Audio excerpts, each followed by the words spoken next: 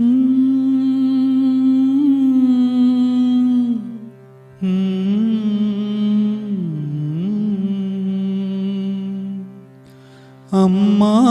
வடிவாக அருளும் ஸ்ரீ சாயி, கருவாக்கி வைத்தென்னை தாங்கிய ஸ்ரீ சாயி. அம்மாவின் வடிவாக அருளும் ஸ்ரீ சாயி, கருவாக்கி வைத்தென்னை தாங்கிய ஸ்ரீ சாயி. உயிராய் உணர்வாய் என்னை உன்னுள் நிறைவாய், உயிராய் உணர்வாய் என்னை உன்னுள் நிறைவாய். உடலும் மனமும் அறிவும் தந்த சீரடி சாயி, உடலும் மனமும் அறிவும் தந்த சீரடி சாயி. ஓம் சாய்ராம். ஸ்ரீ சாயிநாத ஸ்தவன மஞ்சரி. ஸ்ரீ கணேசனை வணங்குகிறேன். எல்லாவற்றுக்கும் ஆதாரமானவனே, மயூரேஸ்வரா, எல்லாவற்றுக்கும் சாட்சியாக விளங்குபவனே, கௌரியின் மகனே, ஓ எண்ணங்களுக்கு எட்டாதவனே, பெருத்த வைரனே, ஸ்ரீ கணபதி என்னை காப்பாற்று. நீ எல்லா கணங்களுக்கும் முதல்வனும் தலைவனும் ஆவாய். எனவே உன்னை கணேசன் என்பார். எல்லா சாஸ்திரங்களாலும் ஏற்றுக்கொள்ளப்பட்டவன் நீ. ஓ சாரதா, வாக்கின் தெய்வமே, நீ ஒளி வடிவமாக பிறக்கும் பதங்களின் தலைவி. உன்னுடைய இருப்பினால் தான் உலகத்தில் எல்லா நிகழ்ச்சிகளும் நடக்கின்றன. நீ எழுத்தாளர்களின் தேவதை. நீ எப்போதும் தேசத்தின் அணிகலனாக விளங்குகிறாய். உனது எல்லையற்ற சக்தி எல்லாவற்றிலும் விளங்குகிறது. ஓ ஜெகதம்பா, உன்னை வணங்குகின்றேன். ஓ பூர்ண பிரம்மா, தெய்வீக தோற்றத்தின் மிக உயர்ந்த இறுதி நிலையில் உள்ளவனே, மகான்களுக்கு பிரியமானவனே, குணங்களோடு கூடிய உருவம் எடுத்தவனே, பண்டரிராயா, கருணை கடலே, எல்லையற்ற கருணை உடையவனே, பாண்டுரங்கா, ஓ நரகரி, நீ எல்லாவற்றின் சூத்திரதாரி, எல்லாவற்றையும் மாட்டுவிக்கும் கயிற்றை தாங்கியவன். நீ ஜெகமெங்கும் வியாபித்துள்ளாய். எல்லா சாஸ்திரங்களும் உன்னுடைய உண்மையான உருவத்தை பற்றி ஆராய்ச்சி செய்கின்றன. வெறும் புத்தக அறிவு மட்டுமே பெற்றவர்களுக்கு நீ காணப்படுவதில்லை. ஓ சக்கரபாணி, அத்தகைய அறிவிலிகள் யாவரும் வெறும் வாத பிரதிவாதங்களிலேயே உழல்கிறார்கள். மகான்கள் மட்டுமே உன்னை அறிகிறார்கள். மற்றவர்கள் குழப்பத்தில் மூழ்கியவர்களாக மயங்கியவர்களாக உள்ளார்கள். உனக்கு பக்தியோடு கூடிய எனது நமஸ்காரத்தை சமர்ப்பிக்கின்றேன். ஓ 5 முகங்களை உடையவனே, சங்கரா, மனித மண்டையோடுகளாலான மாலை அணிந்தவனே, நீல நிறமுடைய கழுத்தனே, திகம்பரா, ஓங்கார ரூபா, பசுபதி, எவருடைய உதடுகளில் உனது நாமம் விளங்குகிறதோ அவர்களது துன்பங்கள் உடனடியாக விலகிவிடும். ஓ தூர்ஜடி, உன் நாமத்தின் மகிமை அத்தகையது. உனது பாதங்களை வணங்கி நான் இந்த துதியை எழுத முற்படுகிறேன். நீலகண்டா, இதற்கு உனது முழுமையான உதவியை எல்லா விதத்திலும் எனக்கு அளிப்பாய். இப்போது அத்ரி மகரிஷியின் குமாரரான தத்தரையும், லக்ஷ்மி தேவியின் குலதெய்வமான விஷ்ணுவையும், ஸ்ரீ துகாராம் முதலான எல்லா மகான்களையும், பின்னர் பக்தர்கள் அனைவரையும் வணங்குகின்றேன். சாயிநாதா, உமக்கு வெற்றி உண்டாகுக. பாவிகளை உயிர்ப்பவரே, அருள் நிறைந்தவரே, இப்பொழுது உமது பாதத்தில் எனது சிரத்தை வைக்கின்றேன். எனக்கு பயமற்ற நிலையில் உமது பாதுகாப்பை கொடும். நீ பூரணமான பிரம்மஸ்வரூபம், சுகங்களின் இருப்பிடம், மனிதர்களில் சிறந்தவனே, நீயே விஷ்ணு. எவருடைய பாதி உடலாக உமாதேவி இருக்கிறாளோ அந்த காமனை எரித்த சிவனும் நீயே. நீ மனித உருவெடுத்த பரமேஸ்வரன். நீ ஞான வானத்தின் கதிரவன். நீ கருணை கடல். நீ பிறப்பிறப்பாகிய பிணிக்கு மருந்து. நீ ஏழை எளியவர்களின் சிந்தாமணி. நீ உனது பக்தர்களை தூய்மைப்படுத்தும் கங்கா நதி. சம்சார கடலில் மூழ்குபவர்களுக்கு நீ ஓடம், அஞ்சுபவர்களுக்கு புகலிடம் நீ. இந்த பிரபஞ்சத்தின் மூல காரணமாக எந்த பரிசுத்தமான சைதன்யம் விளங்குகிறதோ ஓ கருணை கடலே, அது நீயே. இந்த பிரபஞ்சம் உனது ஒரு விளையாட்டு. நீர் பிறவியற்றவர், உமக்கு இறப்பும் இல்லை. நன்கு ஆழ்ந்து விசாரித்து பார்த்த இறுதியில் அடையப்பட்ட முடிவு இது. பிறப்பு இறப்பு இவை இரண்டும் அஞ்ஞானத்தினால் தோன்றியவை. ஓ மகாராஜா, நீர் அவை இரண்டினின்றும் கொஞ்சம் கூட பற்றற்றவராக உள்ளீர். நீர் ஓடையில் வெளிப்பட்டது என்றால் அது அங்கேயே தோன்றியதாக ஆகுமா? முன்பே நீர் நிரம்ப உள்ளது, உள்ளே இருந்து வெளியே வந்தது, அவ்வளவே. படுகையில் நீர் வந்தபோது அதற்கு ஓடை என்று பெயர் ஏற்பட்டது. நீர் இல்லாவிடில் அது வெறும் படுகையே. பெருகுவது வற்றி விடுவது பற்றி நீர் சற்றும் பொருட்படுத்துவதே இல்லை. நீர் படுகைக்கு கொஞ்சமேனும் முக்கியத்துவம் அளிப்பதில்லை. படுகை மட்டும் நீர் நிறைந்துள்ள போது பெருமை கொள்கிறது. நீர் வற்றும் போது மிகவும் வருந்தும் நிலையை அடைகிறது. மனித உடல் நீர்ப்படுகை போன்றது. சுத்த சைதன்யமே பரிசுத்தமான நீர் ஊற்று. நீர்ப்படுகைகள் எண்ணற்றவை. இருப்பினும் நீர் மட்டும் வேறுபடுவதில்லை. பிறப்பற்றவரான அருட்கடலே, உமது வஜ்ராயுதம் என் அஞ்ஞானமாகிய மலையை அடிக்கட்டும் என்று வேண்டுகின்றேன். இத்தகைய எண்ணற்ற தோற்றங்கள் இதுவரை பூமியில் ஏற்பட்டுள்ளன, இப்போதும் இருந்து வருகின்றன, காலகிரமத்தில் இனிமேலும் ஏற்பட போகின்றன. அந்த ஒவ்வொரு தோற்றத்துக்கும் ஒரு தனி பெயரும் குலமும் கிடைக்கிறது. அதன் மூலம் உலகத்தில் அவற்றை பிரித்தறிகிறார்கள். சைதன்யத்தை பொறுத்தவரை நான் நீ என்று கூறுவது பொருந்தாது. இருமை என்பதே எங்கு இருப்பதற்கு இடம் இல்லையோ அதே உண்மையில் சைதன்யம் எனப்படுவது. மேலும் உண்மையில் சைதன்யம் பிரபஞ்சம் முழுவதையும் வியாபித்து உள்ளது. பின் நான் நீ என்ற பாவனை எவ்வாறு பொருந்தும்? மேகத்திலிருந்து பிறக்கும் நீர் ஒரே தன்மையானது. பூமியின் மேல் இறங்கிய பிறகு அதற்கு பற்பல வேறுபாடுகள் ஏற்படுகின்றன. கோதாவரி நதிப்படுகையில் விழுந்த நீர் கோதாவரி என்று அழைக்கப்படுகிறது. கிணற்றில் விழுந்த நீருக்கு அத்தகைய மேன்மை இல்லை. மகான்களின் உருவமாகிய கோதாவரியில் உள்ள நீர் நீங்கள்.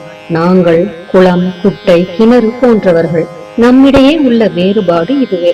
எங்களுடைய வாழ்வின் உண்மையான குறிக்கோளை அடைய நாங்கள் உங்களிடம் வர வேண்டும். எப்பொழுதும் கரம் கூப்பி உங்களை சரணடைய வேண்டும். ஏனெனில் நீங்கள் புனிதத்தின் உறைவிடம். கோதாவரி நதிக்கு பாத்திரத்தினால் படுகையினால் புனிதம் ஏற்பட்டது. வெறும் நீரை மட்டுமே நோக்குவோமாகில் அது எங்கும் ஒரே விதமானது. கோதாவரி நதிப்படுகை புனிதம் வாய்ந்ததென்பது தீர்மானிக்கப்பட்ட உண்மை. அதனை தீர்மானிப்பதற்கு பூமியின் நல்ல தன்மை, தீயத்தன்மை ஆகியவையே உதவி செய்கின்றன என்பதை நோக்கவும். மேகத்தினின்று வந்த நீரின் புனிதத்தை எந்த பூமி பாகம் மாற்றவில்லையோ அந்த பாகத்தை சாஸ்திரம் அறிந்தவர்கள் கோதா என்று அழைத்தார்கள். மற்ற இடங்களில் விழுந்த நீர் அந்தந்த மண்ணின் குணத்தை ஏற்றுக்கொண்டது. தோற்றத்தின் போது இனிமையாயிருந்த நீர் அசுத்தமாகவும் கசப்பாகவும் உப்பாகவும் ஆயிற்று. அவ்வாறே ஓ குருநாதா, எந்த சரீரத்தில் 6 வைரிகளின் மாசு ஏற்படவில்லையோ அந்த புனிதமான சரீரத்திற்கு மகான் என்ற பெயர் பொருந்தும். எனவே மேன்மையும் புனிதமும் பொருந்திய மகான்களை அந்த கோதாவரி என்றே கூறுகின்றேன். எல்லா ஜீவர்களிலும் உங்களது தகுதி மிகச் சிறந்ததாக உள்ளது. பிரபஞ்சத்தின் ஆரம்ப காலத்திலிருந்தே கோதாவரி ஏற்பட்டு உள்ளது. நீரும் முழுமையாக நிரம்பி உள்ளது. இன்று வரை அதற்கு குறைவு ஏற்படவில்லை. ராவணனுடைய வயிறு கோதாவரியின் கரைக்கு வந்தபோது இருந்த அதே நீர் இன்று வரை எவ்வாறு இருக்கும் என்று பாருங்கள். படுகை மட்டும் அதே. நீர் கடலை அடைந்தது. நீர் படுகையின் புனிதத்தன்மை மட்டும் இன்று வரை நிரந்தரமாக உள்ளது. ஒவ்வொரு ஆண்டும் பழைய நீர் சென்று புதிய நீர் படுகையின் உள்ளே வருகிறது.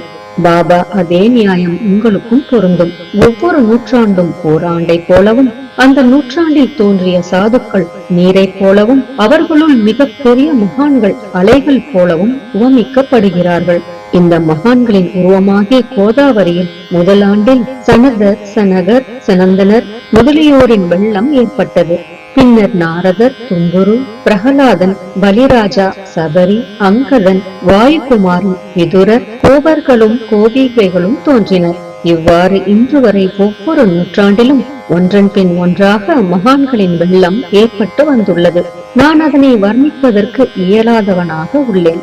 ஓ சாய்நாதா, இந்த நிகழும் நூற்றாண்டில் மகான்களின் தோற்றமாகிய கோதாவரியில் நிச்சயமாக உமது வெள்ளம் வந்துள்ளது. எனவே உமது திவ்ய சரணார விந்தங்களுக்கு வந்தனை செய்கின்றேன்.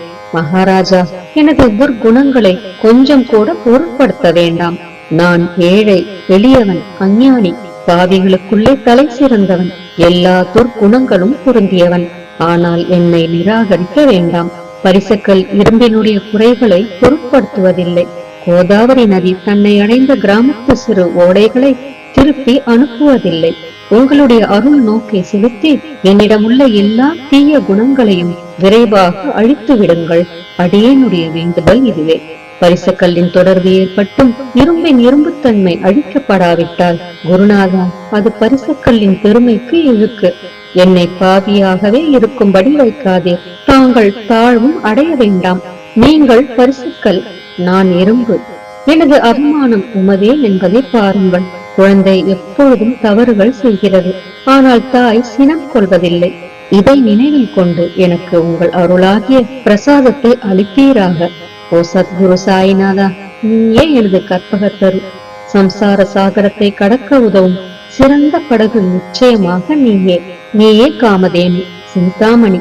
நீ ஞான வானத்தின் கதிரவன். நீ நற்குணங்களின் பெரும் சுரங்கம்.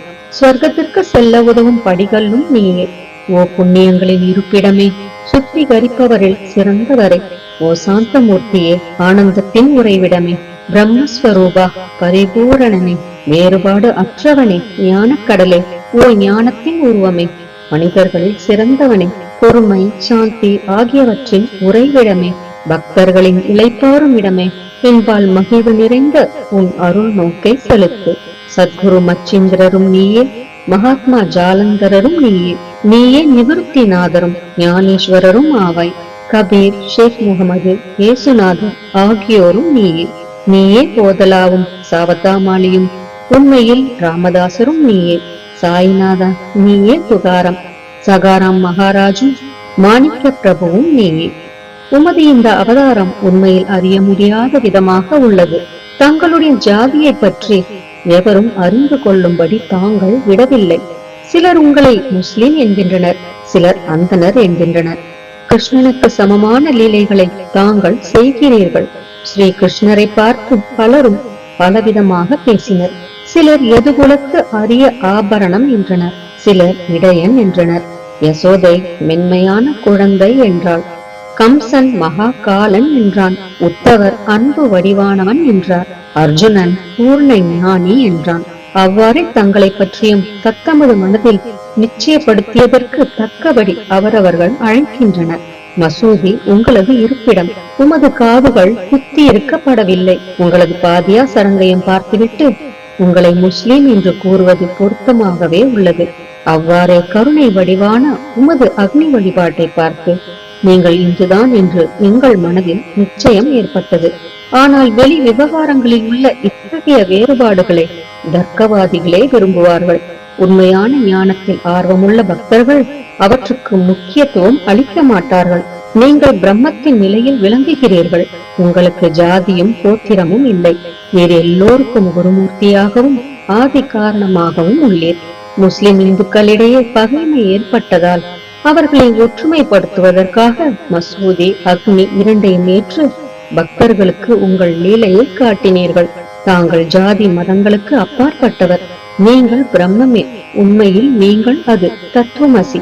நீங்கள் உண்மையில் தர்க்கங்களுக்கு அப்பாற்பட்டவர். உங்கள் முன்னால் எவ்வளவோ தர்க்க விதர்க்கங்கள் நிகழ்ந்தன. அங்கே எனக்கு சாதாரண மொழிகள் எப்படி ஏற்படும்? ஆனால் உங்களை பார்க்கும் போது என்னால் மௌனமாக இருக்க முடியவில்லை. துதி செய்வதற்கு உலக வழக்கில் பதங்களே சாதனமாக உள்ளன. எனவே உங்கள் அருளாசியுடன் பதங்களால் என்னென்ன வர்ணனைகள் ஏற்படுகின்றனவோ அவற்றை எப்பொழுதும் செய்வேன். மகான்களின் தகுதி கடவுளின் தகுதியை விட வேறுபட்டதும் மிக உயர்ந்ததும் ஆகும். சாதுக்களின் அருகில் எனது உனது என்ற வேறுபாடுகளுக்கு சிறிதேனும் இடமில்லை. ஹிரண்ய கசிபுவுக்கும் ராவணனுக்கும் கடவுளை வெறுத்ததன் மூலம் மரணம் ஏற்பட்டது. இத்தகைய சம்பவம் ஒன்று கூட மகான்களின் கரத்தால் நிகழவில்லை. அரசன் கோவிச்சந்தன் ஜாலந்தரரை சாண குவியலில் புதைத்தான். ஆனால் அந்த மகான் மனம் வருந்தவில்லை. மாறாக அந்த அரசனை சம்சார சுழலிலிருந்து விடுவித்து அமரனாக செய்துவிட்டார். இத்தகைய மகான்களின் மேன்மையை எவ்வாறு வர்ணிப்பேன்? மகான்கள் சூரியனை போன்றவர்கள். அவர்களின் கருணை ஒளிமயமானது. மகான்கள் சுகம் தரும் சந்திரனை போன்றவர்கள். அவர்களது அருள் சந்திரனுடைய ஒளி போன்றது. மகான்கள் இதமளிக்கும் கஸ்தூரி போன்றவர்கள். அவர்களின் அருள் அதன் நறுமணம் போன்றது. மகான்கள் ரசம் நிரம்பிய கரும்பு போன்றவர்கள். அவர்களது அருள் அதன் இன்சுவை போன்றது. மகான்கள் நல்லவரிடமும் தீயவரிடமும் ஒரே விதமாக நடந்து கொள்கிறார்கள். மாறாக பாவிகளிடமே எல்லையற்ற அன்பு உள்ளவர்களாக உள்ளார்கள். கோதாவரி நதியின் நீரில் அழுக்கடைந்த துணிகளே துவைப்பதற்காக வருகின்றன. சுத்தமானவை கோதாவரியில் நின்று வெகு தொலைவில் பெட்டியிலேயே தங்குகின்றன. பெட்டியில் வைக்கப்பட்டிருந்த அந்த துணியும் ஒருமுறை கோதாவரியின் படுகையில் நன்றாக துவைப்பதற்காக வந்தது. இந்த உவமையில் பெட்டிதான் வைகுந்தம். நீங்களே கோதாவரி, நம்பிக்கையே படிதுரை, ஜீவாத்மாக்களே துணிகள். 6 விகாரங்களே அவைகளை பற்றியுள்ள அழுக்கு.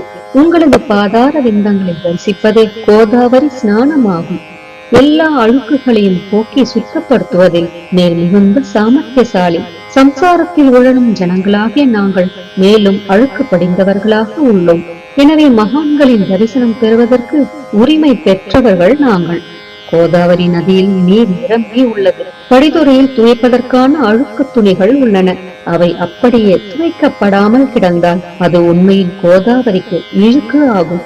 நீங்கள் அடர்ந்த நிழலும் குளிர்ச்சியும் தரும் சிறந்த மரம். நாங்கள் உண்மையில் பாதசாரிகள். கதிரவன் தாபத்திரங்களாகிய வெயிலால் எங்களை சுட்டு எரிக்கின்றான். அவனுடைய தாபத்திலிருந்து கருணை கூர்ந்து, ஓ குருராயா, எங்களை காப்பாற்றும். உங்கள் நல்லருளின் குளிர் நிழல் இவ்வுலகிற்கு அப்பாற்பட்ட தன்மை அது.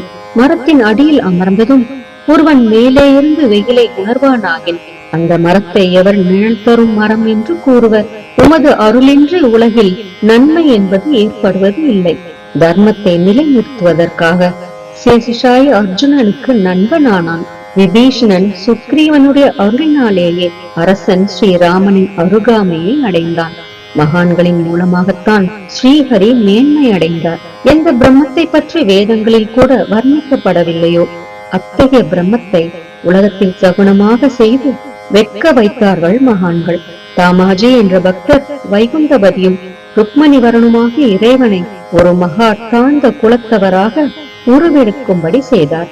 சோகமேளா என்ற பக்தர் ஜெகதாத்மா ஆன இறைவனை தமது எருமைகளின் சவத்தை எடுக்கும்படி செய்தார். மகான்களின் பெருமையை உணர்ந்த ஜெகஜீவனாகிய இறைவன் அவர்களுக்காக தண்ணீரும் சுமந்தான். உண்மையில் மகான்கள் சச்சிதானந்த பிரபுவாகிய இறைவனின் எஜமானர்கள் ஆவார்கள். இப்போது அதிகம் சொல்வதற்கு எனக்கு வரவில்லை. நீயே எங்களுடைய தாயும் தந்தையும். ஓ சத்குரு சாய்நாதா, ஷீரடி கிராமத்தில் வசிப்பவரே, பாபா, உமது லீலைகளின் உண்மையான பொருளை எவரும் அறியவில்லை. அவ்வாறிருக்க எனது வெற்று வார்த்தைகள் எவ்வாறு அவற்றை விளக்க முடியும் சொல்லுங்கள். ஜீவன்களுக்கு ஓய்வளிக்கும் பொருட்டு தாங்கள் ஷீரடியில் வந்தீர்கள். அகல்களில் நீரூற்றி விளக்கேற்றி நீங்கள் எரிய வைத்தீர்கள். 7 சான் நீளமுள்ள குறுகிய மரப்பலகையை நீங்கள் படுத்துக் கொள்ளும் கட்டிலாக்கி உங்கள் யோக சாமர்த்தியத்தின் சக்தியை பக்தர்களுக்கு காட்டினீர்கள். அநேக பெண்மணிகளின் மலட்டு தன்மையை நீக்கி அருளினீர்கள். எத்தனையோ வியாதிகளை உதியின் மூலம் குணப்படுத்தினீர்கள். இவ்வுலக சம்பந்தமான துன்பங்களை நீக்குவது உமக்கு ஒரு பொருட்டே அன்று. யானை ஒன்று இரும்பை ஒரு சுமையாக எவ்வாறு கருதும்? இப்போது குருராயா, இந்த எளியவன் பால் கருணை காட்டுவீராக. நான் உமது பாதங்களை அண்டியுள்ளேன். என்னை திருப்பி அனுப்பிவிடாதீர்கள். நீர் அரசருக்கெல்லாம் அரசர், குபேரனுக்கும் குபேரர், வைத்தியருக்கெல்லாம் வைத்தியர். உங்களை விட சிறந்தவர் எவரும் இலர். மற்ற தெய்வங்களை பூஜிப்பதற்கு அதற்கு தகுந்த சிறப்பு உபகரணங்கள் உள்ளன. ஆனால் உம்மை பூஜிப்பதற்கு உலகில் பொருட்களே இல்லை. சூரியனுடைய இல்லத்தில் தீபாவளி பண்டிகை வந்ததென்றால் எப்பேற்பட்ட பொருட்களை கொண்டு அதை கொண்டாடுவோம். சமுத்திரத்தின் தாகத்தை தீர்க்க இந்த புவியிடத்தில் நீர் இல்லை. நெருப்பை உஷ்ணப்படுத்த எங்கிருந்து அக்னி கொண்டு வருவது? ஓ ஸ்ரீ சமர்த்தா குருராயா, பூஜைக்குரிய பொருட்கள் யாவும் உண்மையில் உமது ஆத்மாவின் அம்சமாய் உள்ளன. மேற்கூறப்பட்டவையெல்லாம் தத்தருஷ்டியால் கூறப்பட்ட பேச்சுக்களே அன்றி என் மனதில் அனுபவத்தால் ஏற்பட்டவை அன்று. அனுபவம் இன்றி கூறப்படும் பதஜாலங்கள் வீணே ஆகும். போகட்டும். உலக வழக்கத்தின்படி உமக்கு நான் பூஜை செய்யலாம் என்றால் அதனை செய்வதற்கு தேவையான திறமை எனக்கு இல்லை எனது குருநாதா. பலவித கற்பனைகள் செய்து உமக்கு பூஜை செய்கிறேன். அருள் மிகுந்தவரே, அடியனுடைய அத்தகைய பூஜையை ஏற்றுக்கொள்வீராக. இப்போது அன்பு கண்ணீரால் உமது பாதங்களை கழுவுகின்றேன். உண்மையான பக்தியாகிய சந்தனத்தை அரைத்து உமக்கு பூசுகின்றேன். எனது அழகிய பதங்களாகிய இந்த கவனியை உமக்கு அணிவிக்கின்றேன். பிரேமை என்ற மலராகிய மாலையை உமது கழுத்தில் அணிவிக்கின்றேன். எனது துர்க்குணங்களாகிய தூபத்தை உமக்கு முன்பு எரிய விடுகின்றேன். அது மிக தீய பொருளாயினும் அது நின்று தீய வாசனை எழுவதில்லை. சத்குருவுக்கு முன்பு அன்றி வேறு எங்கெங்கு தூபம் எரியவிடப்படுகிறதோ அங்கெல்லாம் தூப பொருளுக்கு ஏற்படும் நிலை வருமாறு தூப திரவியத்திற்கு அக்னியின் ஸ்பரிசம் ஏற்பட்ட மாத்திரத்தில் அதனது நறுமணம் என்ற நல்ல குணம் அதனை விட்டுவிட்டு சென்று விடுகிறது. உமது எதிரே இதற்கு மாறாக நிகழ்கிறது. தீய தன்மைகள் அக்னியில் எரிந்து விடுகின்றன. உலகம் பார்த்து மகிழும்படி சத்குணம் எவ்வித குறைவுமின்றி தங்கிவிடுகிறது. மனிதனுடைய தீய குணங்கள் யாவும் எரிந்த பின் மனம் மாசற்றதாகிறது. கங்கையிலுள்ள மாசுகள் நீங்கியவுடன் அவள் இயல்பாகவே புனிதமடைகின்றாள். மாயை மோகம் என்ற தீபத்தை உமக்கு சுற்றுகின்றேன். அதன் மூலம் எனக்கு வைராக்கியம் என்ற ஒளி கிடைக்கும். உனக்கு அமர்வதற்கு சுத்தமான நம்பிக்கை என்ற சிம்மாசனத்தை அளிக்கின்றேன். அதனை ஏற்று பக்தி என்ற நைவேத்தியத்தையும் எடுத்துக் கொள்வாயாக. பக்தி நைவேத்தியத்தை நீ உண்டுவிட்டு அதனது ரசத்தை எனக்கு கொடு. ஏனெனில் நான் உமது பச்சிலம் குழந்தை. உனது பாலில் எனக்கு உரிமை உண்டு. எனது மனதை உமக்கு தட்சணையாக அர்ப்பணிக்கின்றேன். அதனால் கர்த்தத்துவம் என்பது எந்த விதத்திலும் என்னிடம் இருக்காது. இப்போது பிரார்த்தனையோடு உனக்கு சாஷ்டாங்க நமஸ்காரம் செய்கின்றேன். ஓ புண்ணிய ஸ்லோகா சாய்நாதா, அதனை தாங்கள் ஏற்றுக்கொள்வீராக. பிரார்த்தனாஷ்டகம். சாந்தமான மனமுடையவரே, சிறந்த அறிவுடையவரே, சாய்நாதா, அருள் நிறைந்தவரே, கருணை கடலே, சத்திய ஸ்வரூபமானவரே, மாயையாகிய இருளை அழிப்பவரே, ஜாதி மதங்களுக்கு அப்பாற்பட்டவரே, சாதனையின் முடிவை அடைந்தவரே, எண்ணங்களுக்கு அப்பாற்பட்டவரே, கருணைக்கு உறைவிடமே, ஷீரடி கிராமத்தில் உறைபவரே, ஓ சாயிநாதா, என்னை காப்பாற்றும், என்னை காப்பாற்றும். ஞானமாகிய கதிரவனே, ஞானத்தை அளிப்பவரே, எல்லாவித நன்மைகளையும் செய்பவரே, பக்தர்களின் இதயத்தில் உலவும் அன்னமே, உமது பாதங்களை அடைந்தவரை காப்பவரே, சிருஷ்டி செய்யும் பிரம்மா நீ, காக்கும் தெய்வமான லட்சுமியின் கணவன் விஷ்ணுவும் நீயே, உண்மையில் உலகங்களையும் லயமடைய செய்யும் ருத்ரனும் நீயே. நீர் இல்லாத இடம் இவ்வுலகத்தில் எங்கும் இல்லை. சாய்நாதா, நீர் எல்லாம் அறிபவர், எல்லோரின் இதயத்திலும் உறைபவர். எனது எல்லா குற்றங்களையும் மன்னிக்க வேண்டுமென்று வேண்டுகின்றேன். பக்தியின்மை, சந்தேகங்கள் போன்ற அலைகளை விரைவில் நீக்குவீராக. நீர் பசு, நான் பச்சிலங்கன்று. நீர் சந்திரன், நான் சந்திரகாந்தக்கல். உங்கள் பாதங்கள் கங்கா நதியின் சொரூபமானவை. அவற்றை நான் பக்தியோடு வணங்குகின்றேன். இப்பொழுது உமது அடைக்கலம் அளிக்கும் அருள்மயமான கரங்களை எனது சிரத்தின் மேல் வைப்பீராக. எனது வருத்தங்களையும் கவலைகளையும் நீக்குவீராக. இந்த கணு தங்கள் பணியாளன். இந்த பிரார்த்தனாஷ்டகத்தை கூறி நான் சாஷ்டாங்க நமஸ்காரம் செய்கின்றேன். எனது பாவங்களையும் துன்பங்களையும் ஏழ்மையையும் உடனடியாக நீக்குவீராக. நீர் பசு, நான் கன்று. நீர் தாய், நான் குழந்தை. என் விஷயத்தில் மனதில் கடினம் கொள்ள வேண்டாம். நீர் மலையகிரியில் உள்ள சந்தன மரம், நான் முள்ளடர்ந்த புதர். நீர் புனிதமான கோதாவரி நீர், நான் பெரும் பாவி. ஓ குருராயா, உமது தரிசனம் ஏற்பட்ட பிறகும் என்னிடத்தில் உள்ள துர்க்குணம் என்ற மாசு அவ்வாறே தங்கி இருக்குமாகில் உம்மை சந்தனம் என்று எவர் கூறுவர்? கஸ்தூரியின் அண்மையை அடைந்த மண்ணும் உயர்வாக மதிக்கப்படுகிறது. மலர்களின் அண்மையால் நாரும் தலையில் உயர்ந்த இடத்தை பெறுகிறது. மகான்களின் தன்மையும் இத்தகையது. அவர்கள் எந்தெந்த பொருட்களை ஏற்றுக்கொள்கிறார்களோ அவற்றை உயர்ந்த நிலைகளில் அடைவிக்கிறார்கள். சிவபெருமான் விபூதி, கோவணம், நந்தி ஆகியவற்றை ஏற்றுக்கொண்டதால் எல்லா திக்குகளிலும் அந்த பொருட்களுக்கு மிகவும் மதிப்பு ஏற்பட்டுள்ளது. இடையர்களை மகிழ்விக்கும் பொருட்டு பிருந்தாவனத்திலும் யமுனை நதிக்கரையிலும் ஜகத்துக்கெல்லாம் இறைவனானவன் தைக்காலா என்ற விளையாட்டை விளையாடினான். ஞானிகள் அவ்விளையாட்டையும் உயர்வாக மதிக்கிறார்கள். அவ்வாறே நான் துராசாரி ஆயினும் உம்மை அடைந்துள்ளேன். ஓ குருராயா, எனவே இதை பற்றி உம் உள்ளத்தில் எண்ணிப்பாரும். ஓ குருராயா, ஈகத்திலும் பரத்திலும் எந்தெந்த பொருட்களை சுகமென்று என் மனம் சந்தேகமர கருதுகின்றதோ அவற்றையெல்லாம் நிறைவேற்ற வேண்டும். உமது கருணையினால் இவ்வாறு செய்துவிடும். எனது மனதை அடக்கிவிடும். சமுதிரத்தை இனிமையாக செய்துவிட்டால் பிறகு உப்புத்தன்மையை பற்றிய பயம் இல்லை. சமுதிரத்தை இனியதாக்கும் சக்தி உண்மையில் உமக்கு உண்டு. எனவே தாஸ்கனுவின் இந்த வேண்டுதலை நிறைவேற்றுவீர். என்னிடம் என்னென்ன குறைகள் உள்ளனவோ அவை அனைத்தும் உமதே.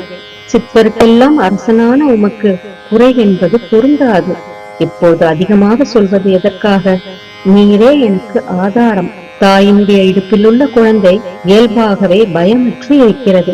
ஓ மகாராஜா, இந்த துதியை எவரவர்கள் அன்புடன் படிக்கிறார்களோ கேட்கிறார்களோ அவரவர்களுடைய விருப்பங்களை நிறைவேற்றுவீர்.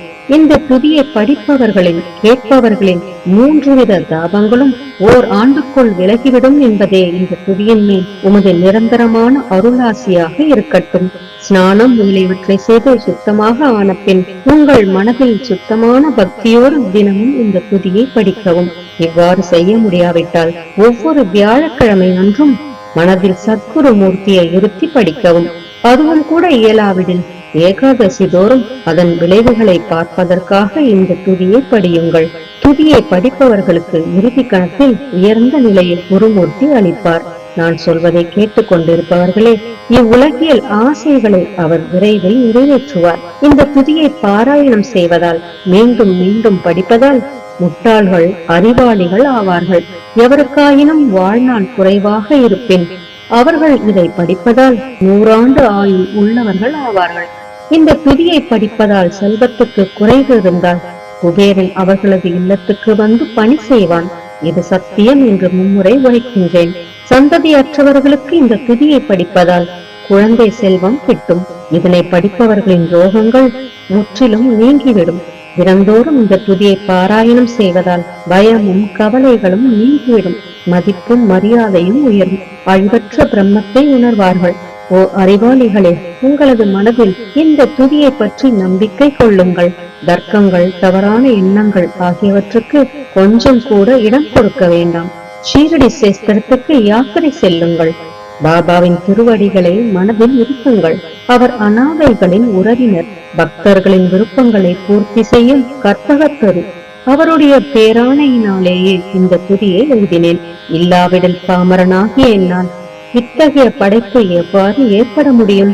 சக ஆண்டு 1840 பாத்திரபதம் மாதம் சுத்தபட்சத்தில் கணேச சதுர்த்தி திதியன்று திங்கட்கிழமை 2வது பிரகரத்தில் புனிதமான நர்மதா நதி தீரத்தில் உள்ள மகேஸ்வரர் என்ற சேஸ்திரத்தில் ஸ்ரீ அகல்யா தேவி சன்னதியில் ஸ்ரீ சாயிநாத ஸ்தவன மஞ்சரி நிறைவடைந்தது.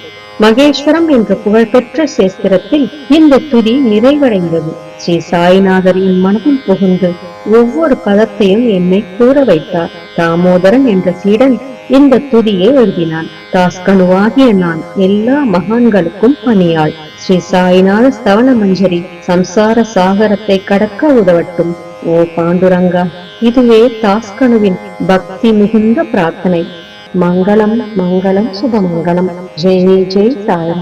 நம் சாயப்பாவின் பரிபூரணமான ஆசீர்வாதங்கள் அனைவருக்கும் கிடைக்க வேண்டும் என்று நான் மனதார பிரார்த்தனை செய்கிறேன். அனைவரும் எல்லா நலன்களையும் பெற்று மிகவும் சிறப்பான, மகிழ்ச்சியான, நிம்மதியான, ஆரோக்கியமான வாழ்க்கை வாழ நம் சாயப்பா நம் அனைவரையும் ஆசீர்வதிக்கட்டும். ஜெய் ஜெய் சாய்ராம். வடிவாக அருளும் ஸ்ரீ சாயி, கருவாக்கி வைத்தென்னை தாங்கிய ஸ்ரீ சாயி, அம்மாவின் வடிவாக அருளும் ஸ்ரீ சாயி, கருவாக்கி வைத்தென்னை தாங்கிய ஸ்ரீ சாயி, உயிராய் உணர்வாய் என்னை உன்னுள் நிறைவா